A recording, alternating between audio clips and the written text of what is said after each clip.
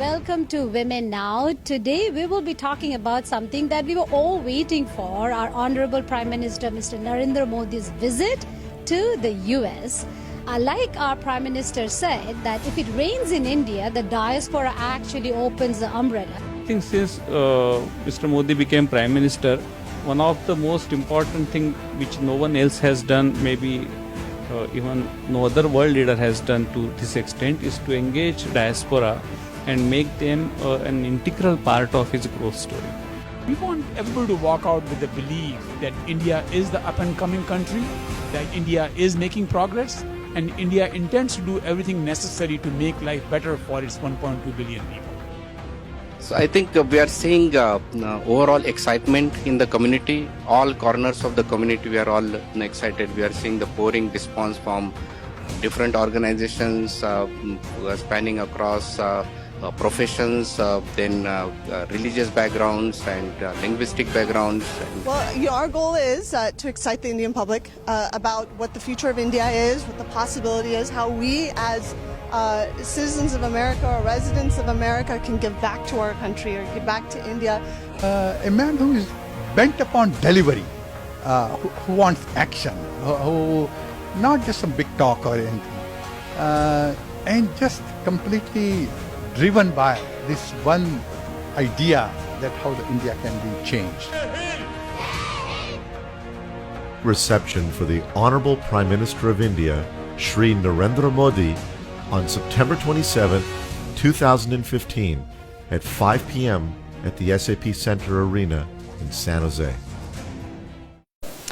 It's always exciting to find out what goes behind the scenes, and I have the pleasure to talk to Mihir Meghani. Mihir, welcome to Women Now. Thank you. Now, can you tell us about your role and how you're laying out the plan and the strategy? Sure. My role is Government and Legislative Committee co-chair.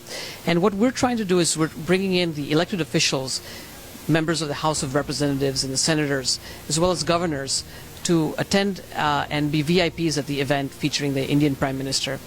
This is really important for the community because India is the largest democracy, and with America you have the two strongest democracies, and the fact that the Indian American community is so strong in this country, both in terms of what we've contributed to American society, but also because of the shared ideals that the US and India have, democracy, freedom, etc.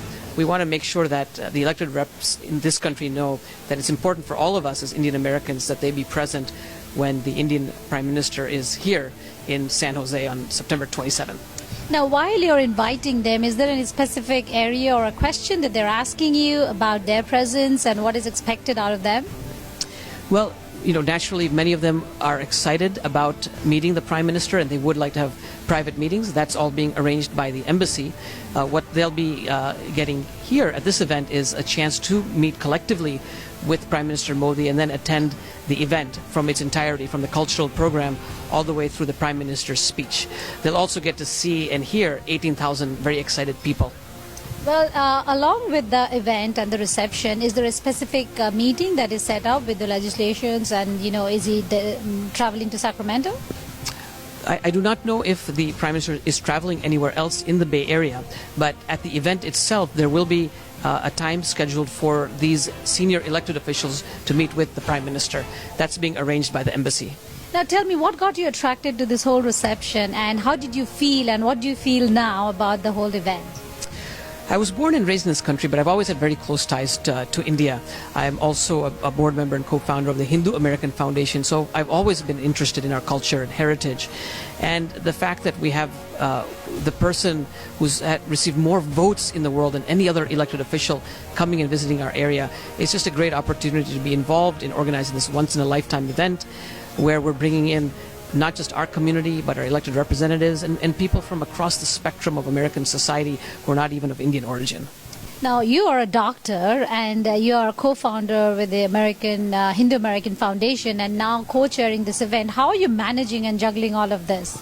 I have a very supportive wife who's allowed me free access to put in extra time into all of this, but it is very challenging, managing, a full-time professional work schedule in the emergency room. But this is the kind of thing that we like to do. My wife and I, we both support it. We've always been involved in social service. It's just a great opportunity to work on something very challenging. After a month, I'm sure we'll want to take a vacation.